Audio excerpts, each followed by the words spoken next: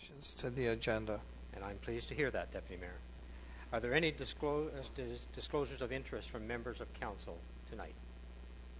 Seeing none, then we may proceed, Mr. Davey, with the first item yes, on the agenda. Your Worship, the first item this evening is a presentation by Brent Larmer, Bylaw Enforcement Policy Coordinator and Deputy Clerk, presentation of the Town of Coburg 2017 Municipal Bylaw Guide. Thank you. Thank you, Your Worship, members of council. Today is a good day.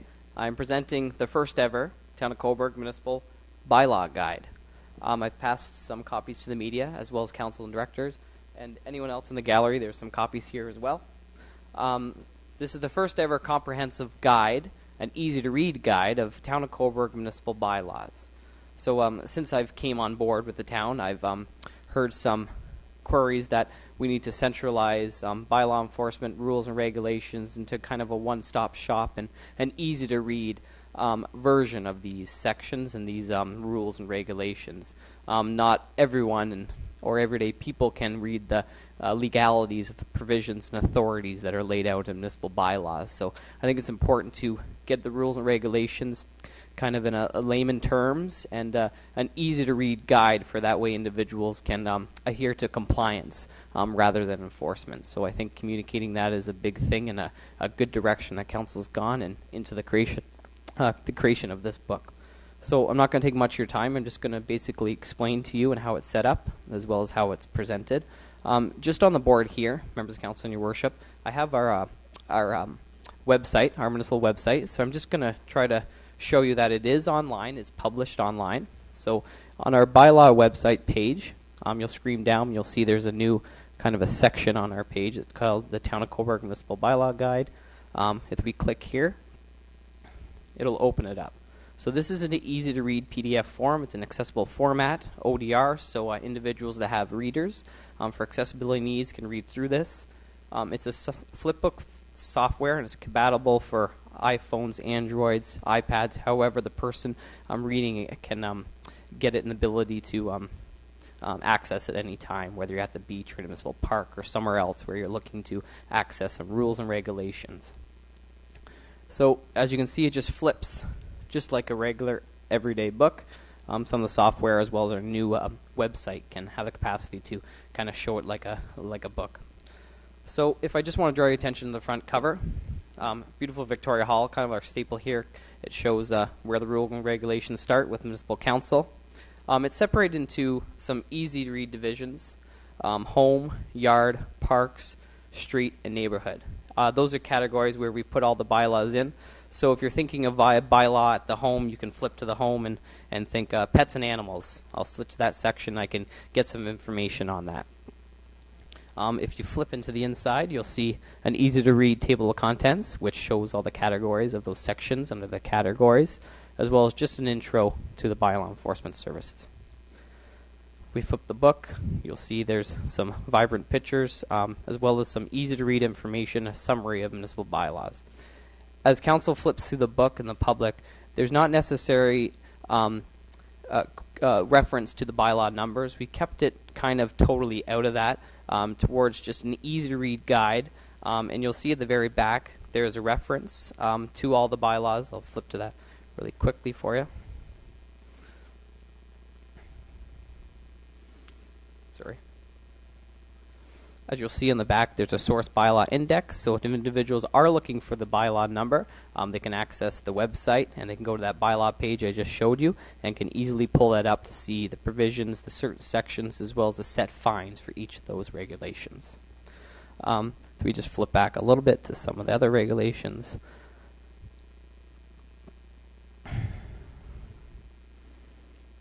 You'll see that within the sections, it's subcategory to each of the ones, subsections in each section. So example, parks, we have use of parks, special events and park permits, barbecues and cooking device, and smoking. Throughout the whole bylaw page, you'll see these did you know facts. These facts are kind of commonly asked questions that I surveyed staff of what they get with these certain provisions and the answers that they can give out. So kind of easy to access, what someone's looking at. Oh, if they look to the did you know fact that, feeding wildfowl isn't a good idea, they'll see that there as well. Also, we changed the colors up just for easy reading access too, to kind of show you that note. You're in the yard section if there's a kind of a yellow tinge, and then you get into the park section with kind of a green. So that's easy access too for accessibility needs too. I'll just draw your attention to one other page. It's the bylaw enforcement FAQ. So tons of times we get asked certain questions regarding putting in a complaint. What happens? How do I get it started? What's the process?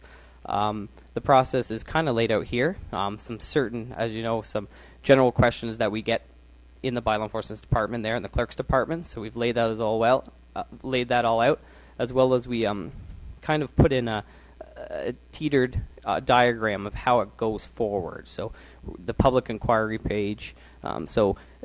Individuals are looking up on the website to find if this disposing of waste, where can I put waste? Where do I put it? They can move down to issuing a complaint if they see someone that's doing it.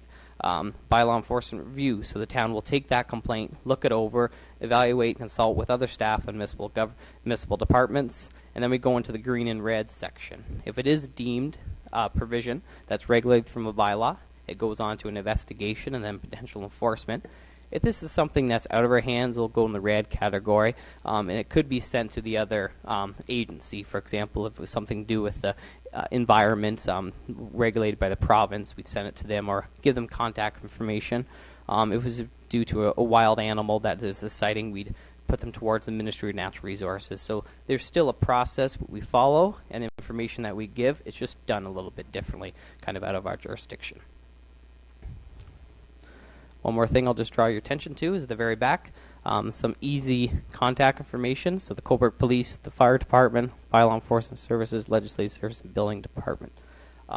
Just want to say that this was a collaboration of all departments in the municipality, working together, putting this involved together, something easy to read for the members of the public, for visitors, for tenants, for homeowners, for everyone that comes to the town. So it's just something that is easy to reference and a guide for those individuals. This will be made available in the Legislative Services Department, Victoria Hall, Building and Planning. It'll be in the Finance Department. Hopefully it'll be at the CCC, as well as all the different walk-in areas for the town. So something that's well needed, and it's a good resource for bylaw enforcement in the town. Thank you very much. I appreciate that. Well, thank you very much, Brent. I'm truly impressed with the way you've laid this out. It's easy to read, easy to follow. And you know, anyone who's looking for any information will find it quickly. And the fact that it's also already on the website, I think it's outstanding. And I just want to commend you for your work done on this. Thank you. Councillor Rowden. Thank you, Your Worship.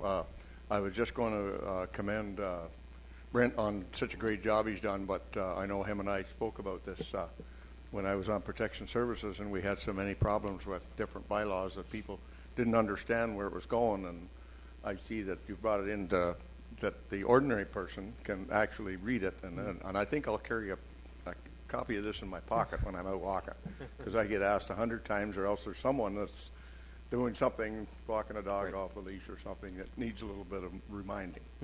Thanks a lot, Brent. Yeah. Okay. Councillor McCarthy. There we go.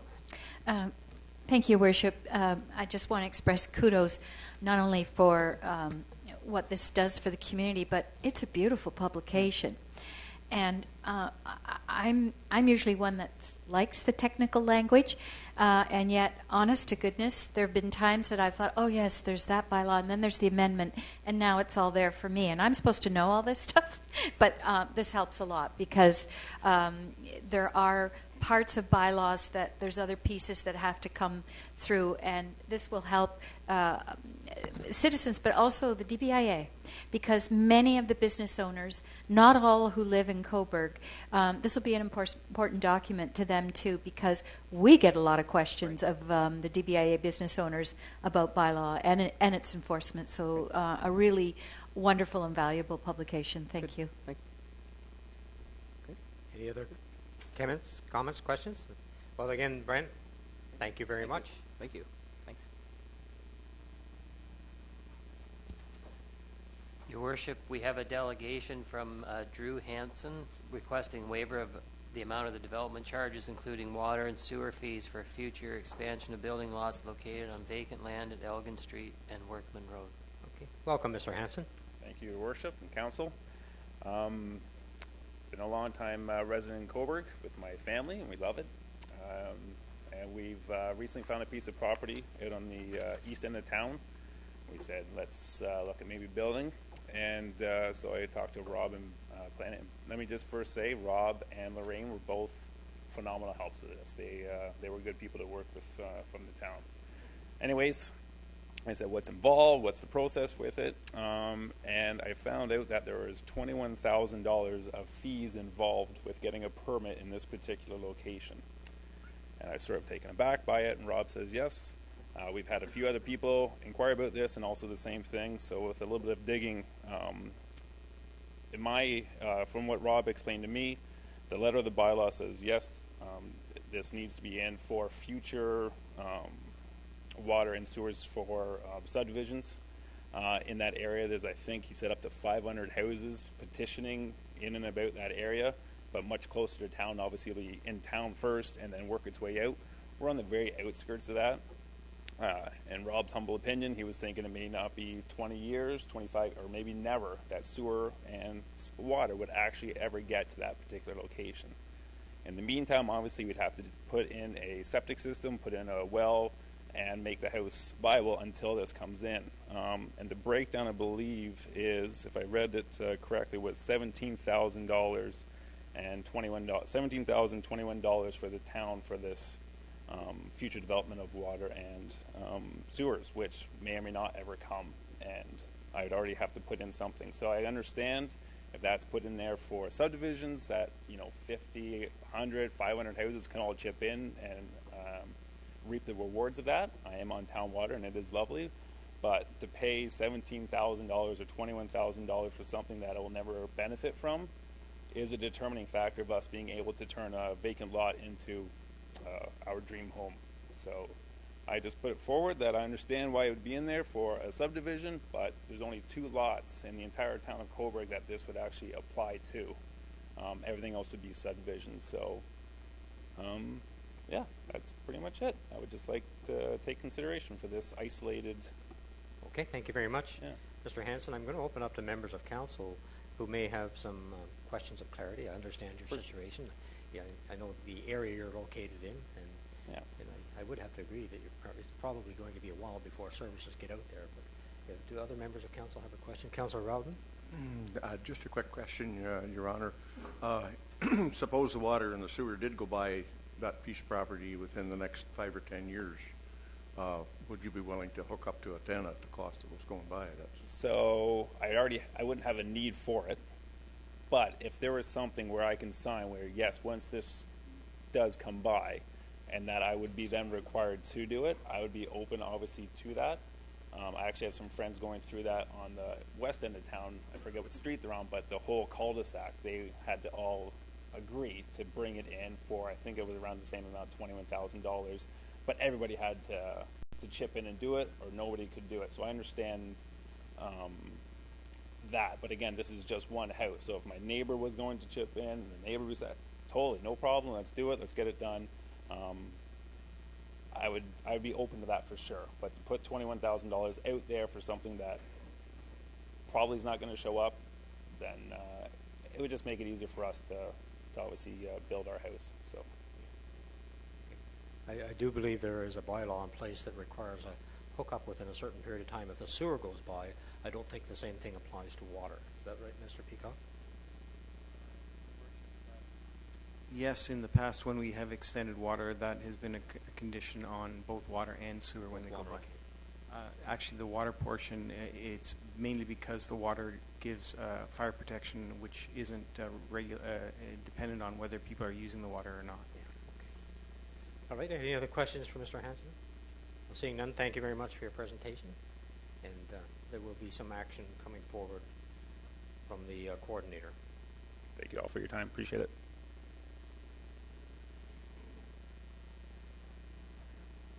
Okay. Your Worship, at this point, it would be appropriate to deal with the delegation action. Councillor Burkett?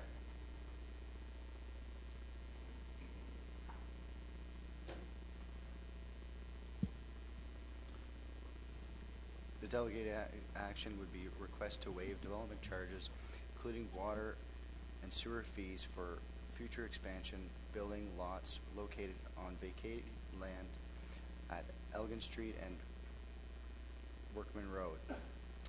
Action recommended that council refer this matter to staff for a report. Okay. Discussion on that motion? All in favor? It's carried.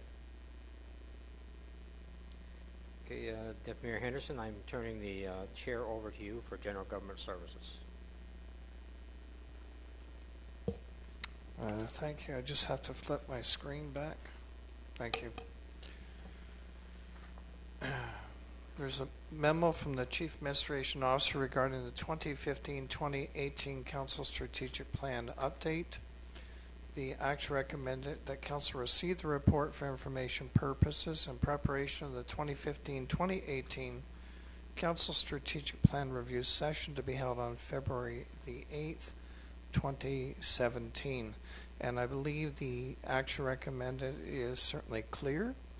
And I'd ask that council members would read that for any discussion specifically for that day when we meet here in council chambers for a deliberation, because we're midway through our term.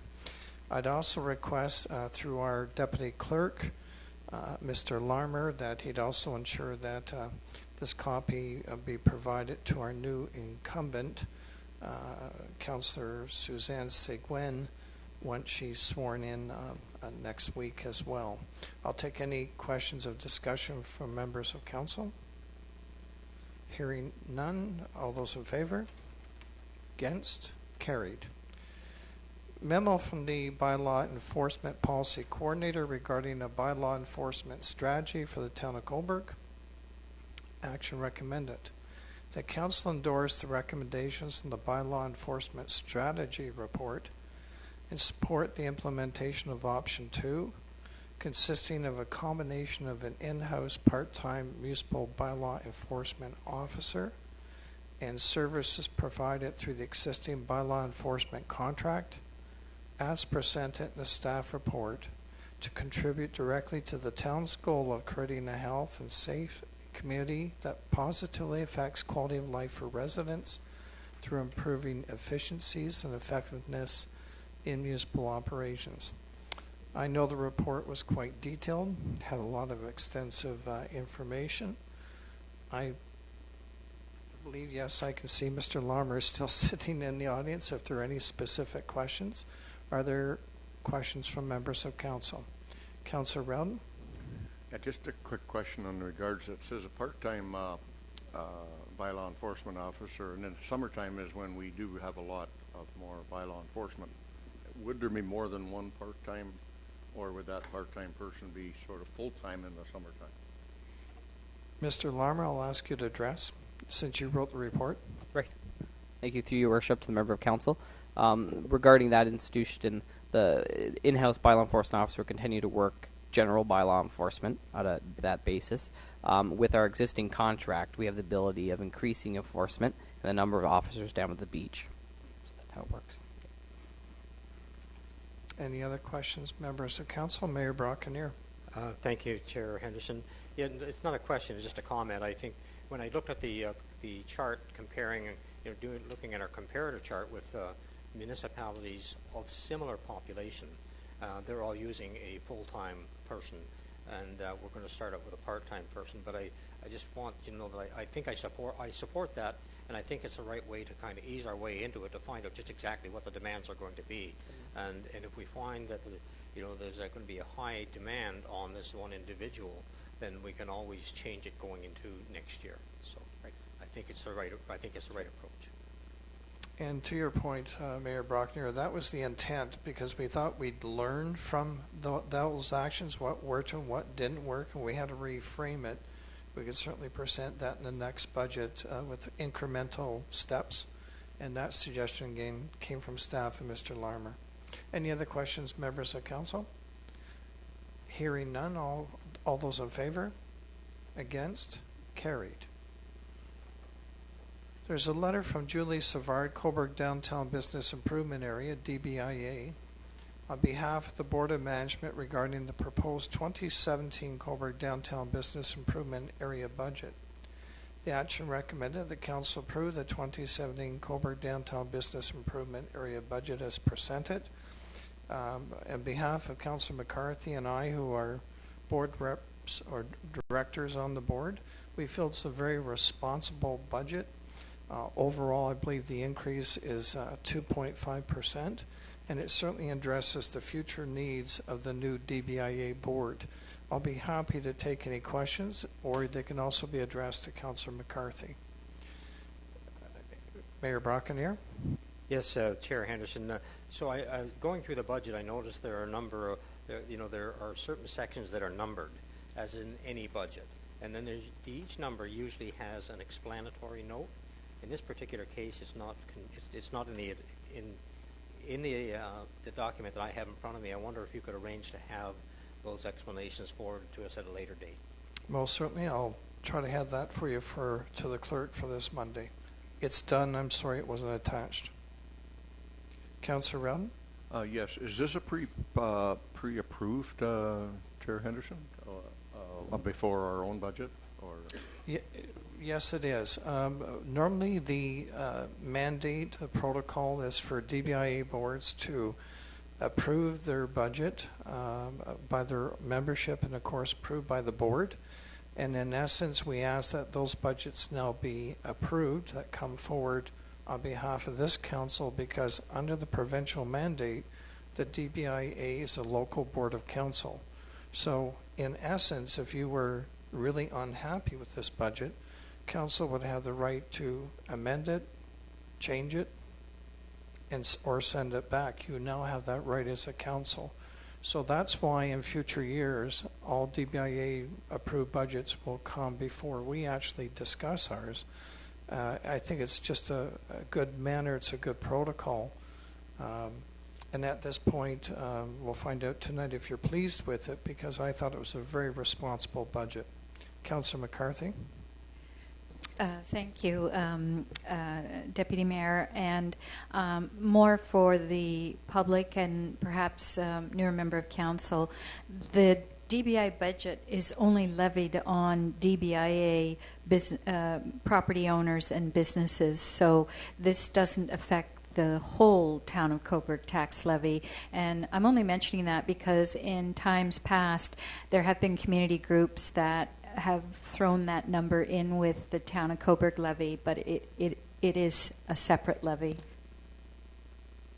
Thank you for that, Councillor McCarthy. Any other comments, questions?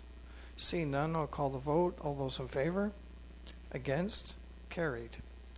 There's a letter from Lynn Dolan, AMO, and again that stands for the Association of Municipalities of Ontario President, seeking a resolution in support of closing the municipal fiscal gap, including a motion of support from the County of Northumberland.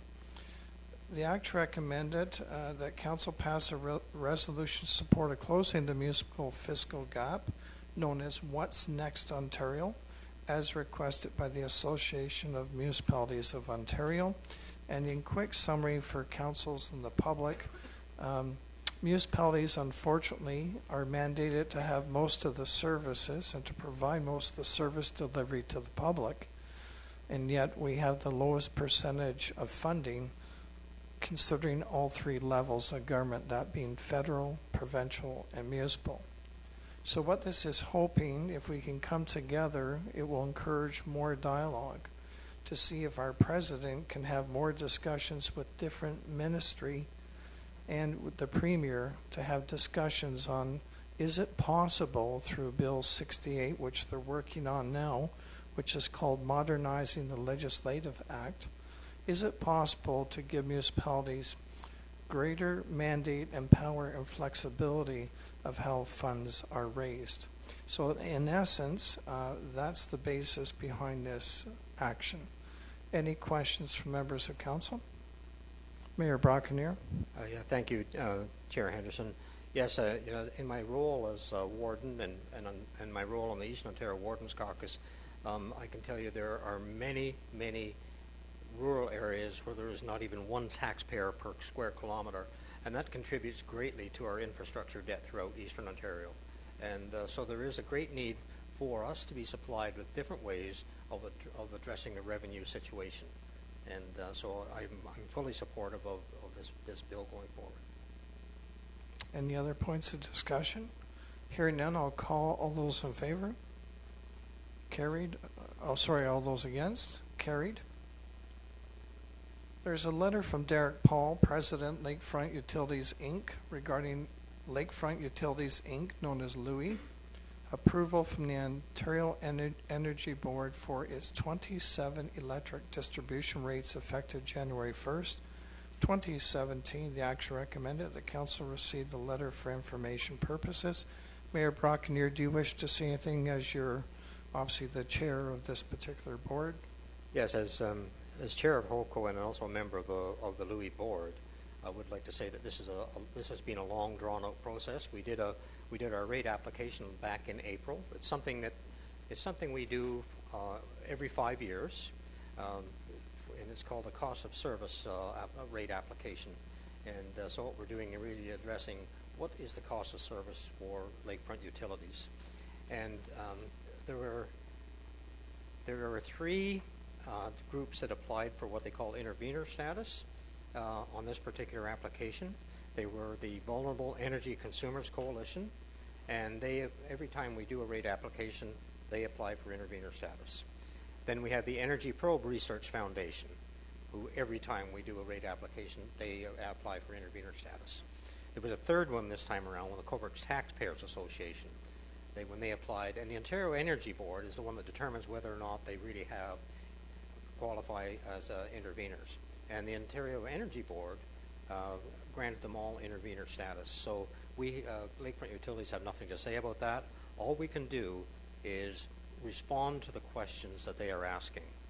And the questions were many. The Coburg Taxpayers Association had about 30 questions, and the truth is 25% of them actually applied to the rate application. The rest of them did not apply to the rate application. So they had nothing to do with the rate application. On top of that, it cost us an additional $23,000 in costs to respond to the intervenors. The intervenors, in turn, incurred costs of $41,000, and they are asking that Lakefront Utilities reimburse them for their costs in being intervenors, which is sometimes it's legal costs, travel costs, and so on, consulting costs. So there's, in terms of the intervenors, they have had absolutely no impact on what has taken place with our cost of service application. The rate that we applied for is the rate that was approved finally. So the only thing the three intervenors did was they cost us an extra $23,000 we shouldn't have had to spend, and have now applied for us to reimburse them for the $41,000 they incurred for legal fees and consulting fees to argue against our application. So it's very, very disappointing to me to see all this take place. And actually the Coburg Taxpayers Association now, on their website, they're claiming that they have saved the electrical consumers in the town of Coburg $617,000 through their intervening on their behalf. And I just want to say that could not be further from the truth.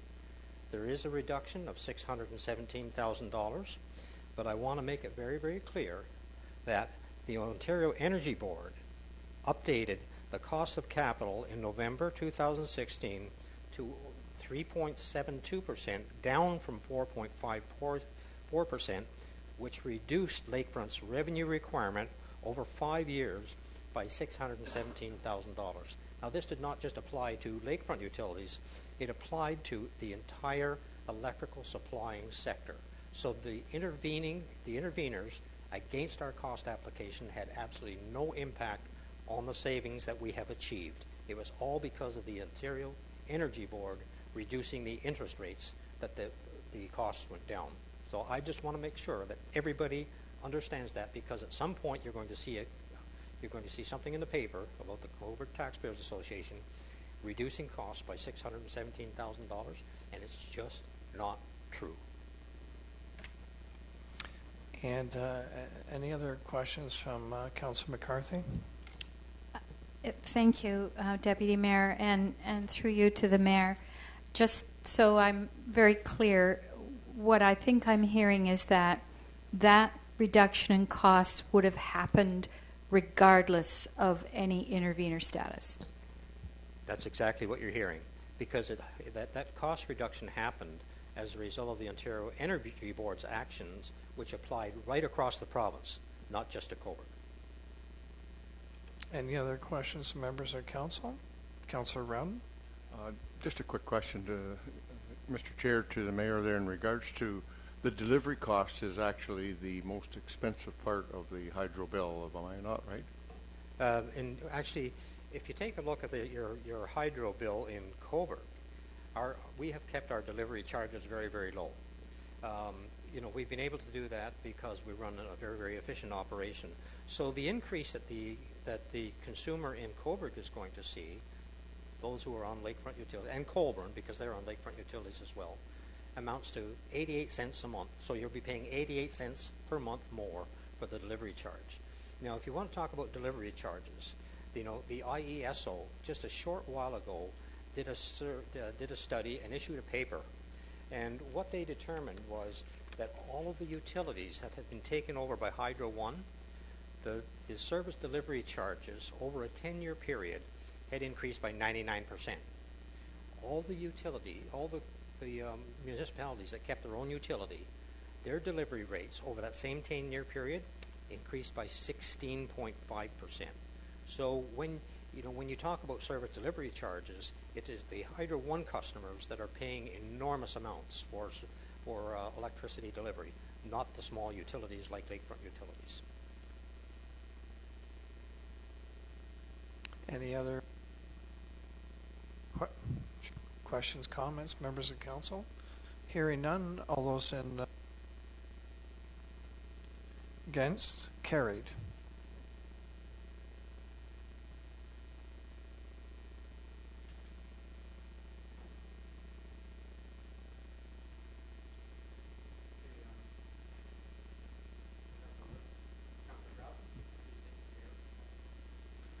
Thank you, Your Worship. And I have three, I guess, tonight on my agenda. A memo from the Bylaw Enforcement and Policy Coordinator regarding transfer of closed road allowance at Fraser Street in Coburg.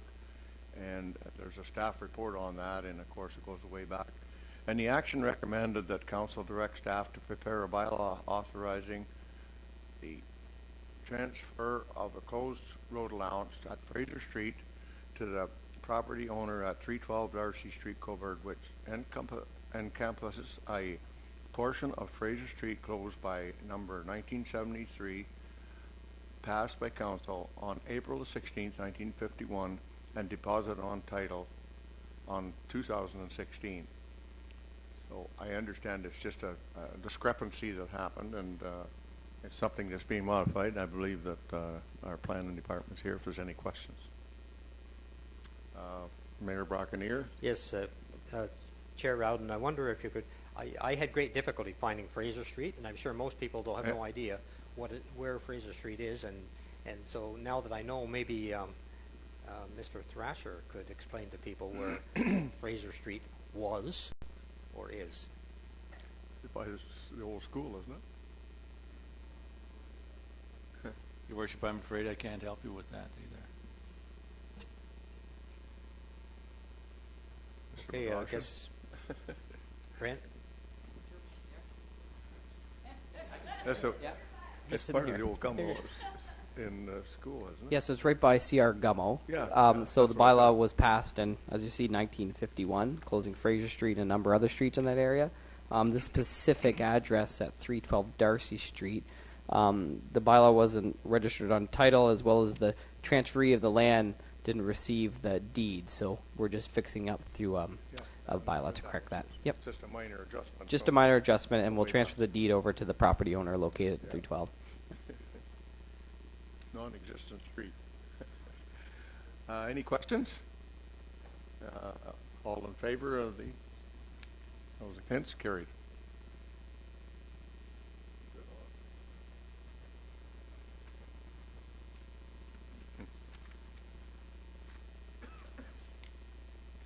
Just lost this thing again here for a second.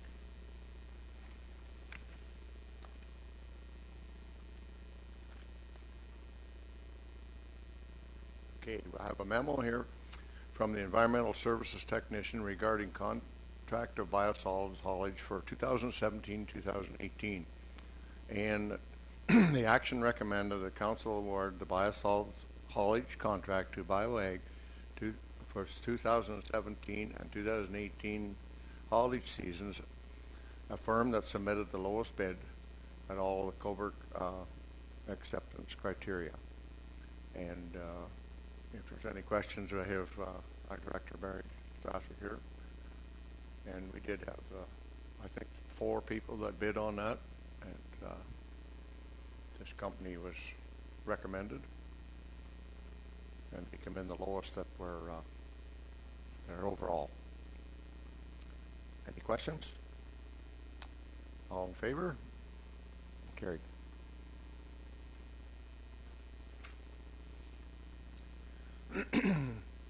And I have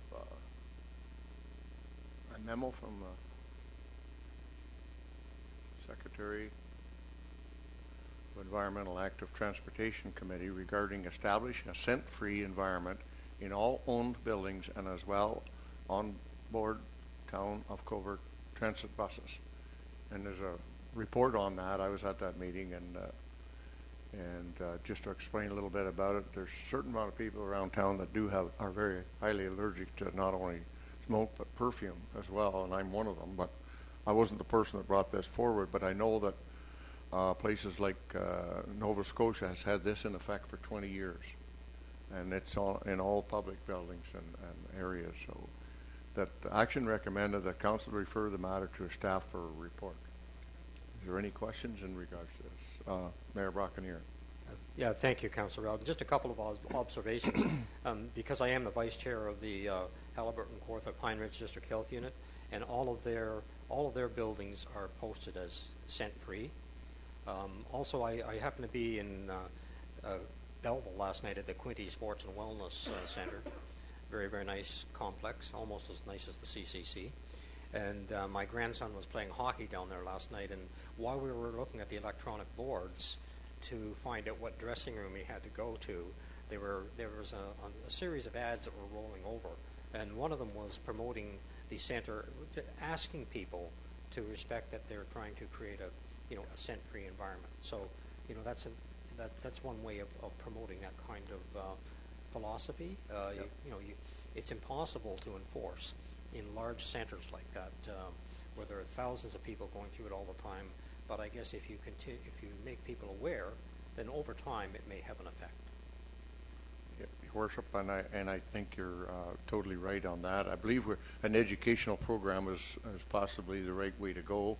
And I did ask Andy Tesluck the other day if he would come forward with our bylaw enforcement officer and look at all the wording and things that we could put forward, and maybe set up a committee to educate people about what the harms are to something like this. Deputy Mayor Henderson. I thank you, Mr. Chair. I just want to say that I think education is the right direction. I just know that being a curler, we lease from the town the curling facility, and yet in the history since we've been with the town, we have our own kind of scent-free on the change rooms, just to encourage, just to be aware that other people's sensitivity issues, and we've had that all the time I've curled in the town of Coburg. So I look forward to a staff report, because I believe everything starts with awareness and everything starts with education. So I'll leave it at that. Thank you. Any other questions? I'll ask for the vote. All in favor? Carried. And Your Worship, I see I'm down for my name's on the Protection Services. Did you want me to go ahead with that one as well? Would you, Councillor Rowden, Yes, in the absence of a yes, coordinator? Okay, You've had the- experience in that role.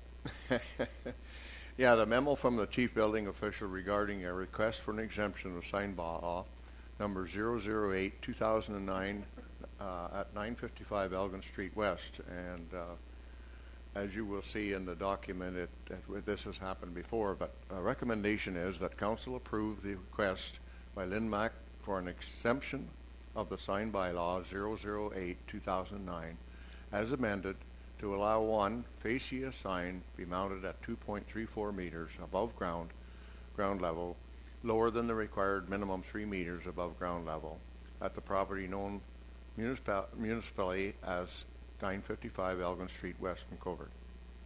And Your Worship, if I may, when I was on Protection Services Committee before, we did have a couple of these come forward at one point in time and that's why this exemption has been asked for. That we have set a precedent. Any questions?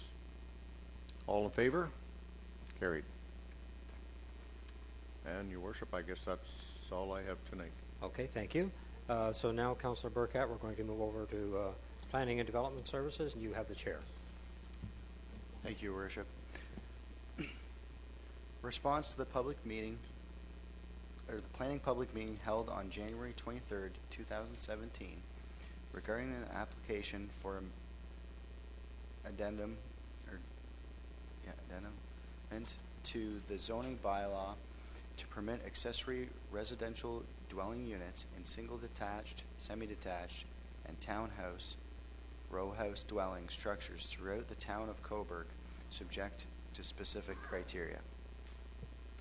The action recommended, and I have an alternative little added point to this.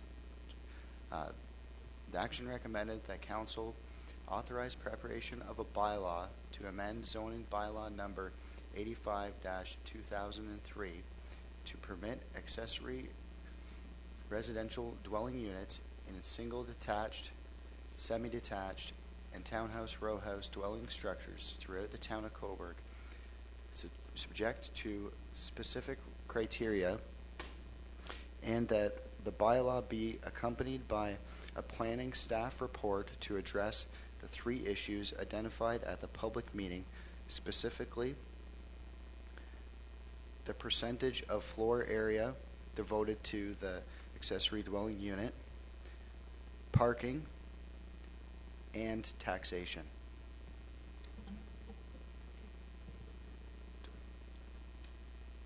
Deputy Mayor Henderson? So I just want to be clear. Are you making an amendment to this? Yes, that is correct. Okay, thank you. And could I just ask for a question of clarity? I understand your 3 points, but the one on parking, what point are you referring to? It was regarding the comment from the health unit in regards to, they were talking in regards to the maybe having incentives because some people don't necessarily have an extra, like a car. They may walk and use public transportation. Thank you for that clarity. Mayor Brackeneer? And I do believe that the concern was that, tandem parking would not be allowed simply because then you have 2 different cars that have to be shuffled all the time, which is fine if it's, if it's a family.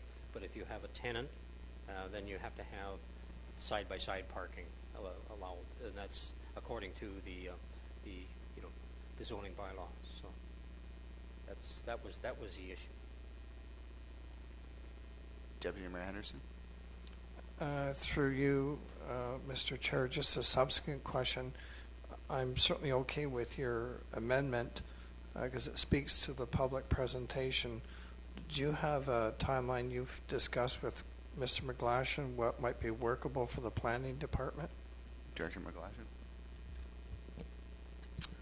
Yes, Mr. Chair, through you, the action recommended is structured so that the bylaw could come back to council next Monday night, accompanied by the report, so that we would expedite matters. Councillor McCarthy?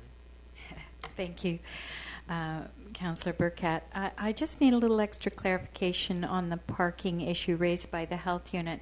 I understood what perhaps Ms. Nairn was suggesting was that in some cases the parking requirements are a disincentive for possible tenants at the low income level who wouldn't have a car anyways, which I think makes it a little more complicated in terms of how to address accessory units but provide potential exemptions from that square footage for parking. Is that the nature of the report? Director McGlashan. Through you, Mr. Chair. With respect to parking, first of all, I'll step back a little. The Minister of Housing has essentially provided a directive that municipalities shall not require more than one parking space for an accessory unit, and that they may be in tandem. All right. One thing that we've looked at over the course of several weeks and months is how to balance that, because obviously not everyone is going to require an affordable unit. Many people will have cars, second cars, third cars. So we had to try to strike a balance that would not overwhelm a neighborhood with cars that may be parking on the lawns or on the street, or in the wintertime they're not allowed to park on many streets. So many municipalities that we've surveyed do require one additional parking space. Some of them allow them in tandem, which, as the mayor has indicated, can create some conflicts when moving vehicles when you're not in control of those other units, and non-tandem as well, which require direct street access. In those cases, you'd be dealing with a double-wide driveway, essentially. So in our case, we haven't, to date, we've essentially provided for the proposed bylaw to have an extra one parking space, that they shall not be in tandem. And that's to address those issues of possible neighborhood compatibility, conflict, and overwhelming sort of the neighborhood with vehicles. So the speaker from the health unit, I believe, does have some merit in respect to units that are affordable, that the residents may not have vehicles. But in our experience in Coburg anyway, is that many of the second units, legal second units in the town, do have vehicles. So we obviously, it's a very challenging situation to balance. The bylaw is black or white. You cannot discriminate between certain types of units. You either require a parking space, tandem or non-tandem. So right now we'll come back with our report and a recommendation based on some a little bit further review and reflection, but that's probably the most difficult of the 3 points to actually deal with. The taxation will consult with my friend Treasury, and the gross floor area units, fairly straightforward. We can address that fairly easily. But the parking issue is really will be up to council based on our input. And again, as Mr. Franklin has indicated, if the provisions end up being overly restrictive, the minister will make their own regulation, his or her own regulation, to override it. Or with time, we may find that we can adjust the bylaw. The bylaw can be adjusted if we need to. So that's helpful. Councillor Rowden? Yes, just a quick question, Mr. Chair, in regards to bringing some of the places that are now being used. Will it bring them up to conformity if they're? Do they have to come forward, or does the town have to check on them if they know they're being rented out? Through you, Mr. Chair. What we're hoping to do once council enacts the bylaw is to initiate a multimedia communication plan that will try to really get the word out in the community, so that people that want to create new dwelling units have that capability and have information to go by.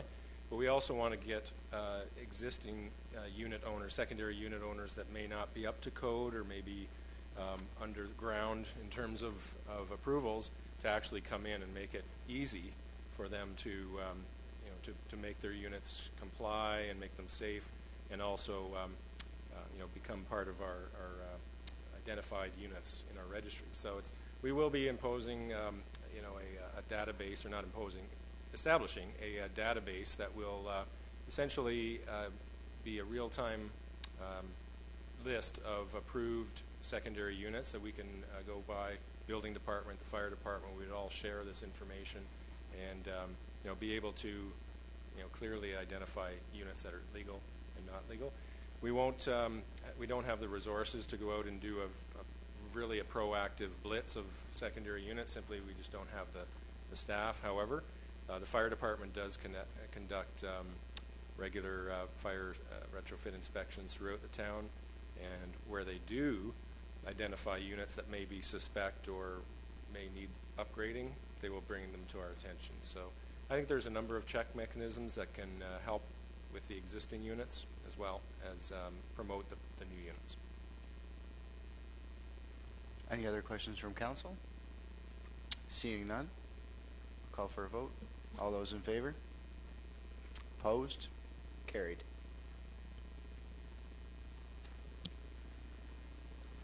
Mr. Davey? Your Worship, the next item on the agenda is unfinished business. The items of unfinished business are listed in the agenda. There are no items, no closed session this evening. Okay, I'll call for adjournment. Councillor Rowden.